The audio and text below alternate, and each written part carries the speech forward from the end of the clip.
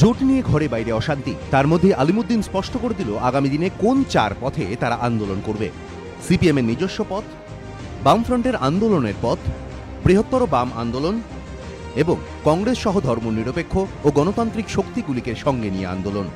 বাম কংগ্রেস জোট নিয়ে ঘরে বাইরে চাপের মুখে আলিমুদ্দিন, কখনো কেন্দ্রীয় কমিটিতে জোরালো জোট সমালোচনা, তো কখনো আবার শরিকদের জোট আক্রমণ। এসবের পরেও বৃহস্পতিবার সিপিএমের রাজ্য সম্পাদক বুঝিয়ে দিলেন বর্তমান পরিস্থিতিতে কংগ্রেসের হাত ছাড়লে চলবে না।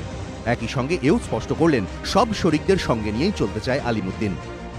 এক, আমাদের নিজস্ব শক্তি, বামফ্রন্ট, বামের বাইরে যারা বাম অন্যান্য বাম সহযোগী আছেন তারা, আর কংগ্রেস সহ যে কেউ গণতন্ত্র, ধর্মনিরপেক্ষতা এগুলো থাকবে।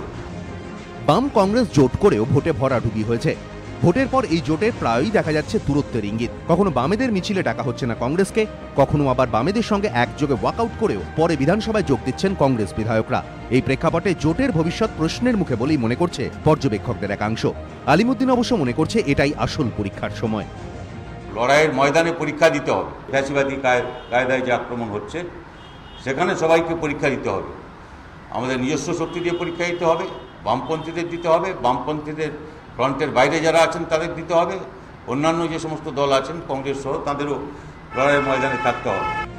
মূল্যবৃদ্ধির প্রতিবাদে কংগ্রেসের ডাকা মিছিলে যেতে পারবেন না বলে আগেই জানিয়েছিলেন সূর্যকান্ত মিশ্র। বামফ্রন্টের শরিক দলগুলিও জানিয়ে দিয়েছে তাদের কোনো বিধায়কই শনিবারের মিছিলে যাবেন না। আলিমুদ্দিন অবশ্য কংগ্রেসের মিছিলে যোগ দিতে আগ্রহী। সেক্ষেত্রে কি সুজন চক্রবর্তী একাই যাবেন?